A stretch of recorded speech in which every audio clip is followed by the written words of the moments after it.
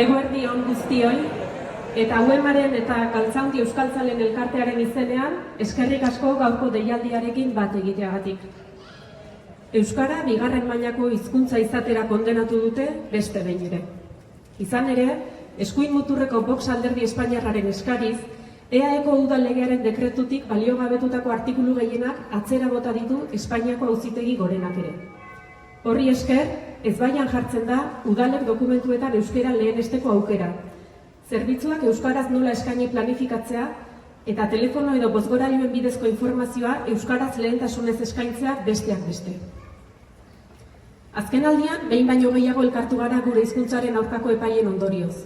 Plaza honetan, Bilboko kaleetan, epaitegien aurrean, kezkaz bizi dugu, behin eta berriz euskararen biziberritzea helburu duten neurrien kontra auzitegietatik jasotako sententzia sorta. Euskara lehenetsiz gero, hizkuntzen koofizialtasuna urratzen dela ebatzi dute azken sententzia. Euskara ordea ez da beste hizkuntza ofizialen parekoa. Euskara larrialdi linguistikoan dago. Baita minorizazio gorrian ere, azken ikerketek erakutsi duten moduan. Izan ere, euskara jazarria, debekatua eta isildua izan da mendeetan zehar. Hizkuntzak ez dira galtzen, desagerrarazi egiten dituzte. Euskararekin ere ahalegindu dira, eta gutxitu dute, baztertu dute, eta baita bigarren mailako bihurtu ere. Hori da gaur egungo egoera ulertzeko abiapuntua. Epaileak hizkuntza politika egiten ari dira.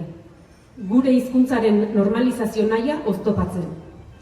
Euskal gizarteak eta euskal erakundeek ordea, gehiengo zabalarekin, euskarak dagokion lekua izan behar duela erabaki dute. Normalizatzea, biziberritzea. Horretarako ezinbestekoa da euskara lehenestea eta euskararen aldeko erabakiak hartzea. Parekidetasunik ezean, berdintasuna heriotz zigorra baita. Horregatik lehenesten dugu euskara. Eguerdion, justizia behar du euskarak. Eta Espainiatik heldu dena beste behin ere ez da justizia. Euskara bigarren mailara kondenatzen duen epaia baizik. Eta ez da bakarra. Martxan den estrategia baten baitakoa da epai hau, helburu argi batekin. Euskararen erabilera oztopatzea eta gaztelania inposatzea. Tolosaldean euskaraz bizi gara nagusiki. 10-etik ia 9 ulertzen dugu euskara. Etxean gehien erabiltzen den hizkuntza da eta gure kaleetan gehien entzuten dena.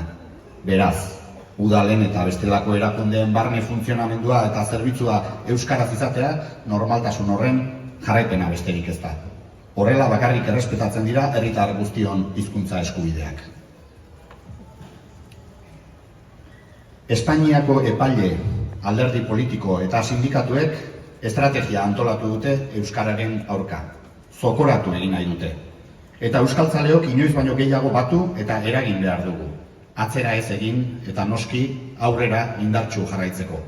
Horregatik, legedia araudia garatzeko eskumena duten erakundei esketu nahi diogu. Bakoitzak beretik, euskararen indarberritze prozesuari lege babes sendoa bermatzeko pausoak ematea. Eta udalei eta Tolosaldeko 28 herrietako 222 hautetsiei gure mezua. Jarraitu oraingo bidetik eta segi pausoak ematen, euskararen normalizazioaren mesedetan. Epai hauen aurrean, herritarron hizkuntza eskubideak defendatzen jarraitu ezazuen, mesedez. Bada garaia, euskararen aurkako erasoak gelditzeko, gure hizkuntzaren normalizazioan pausoak emateko, hizkuntza eskubideak aldarrikatzeko eta guztiok euskararen erabilera indartzeko. Euskarak justizia, lege babesa eta arnasa behar ditu. Eskerrik asko guztioi.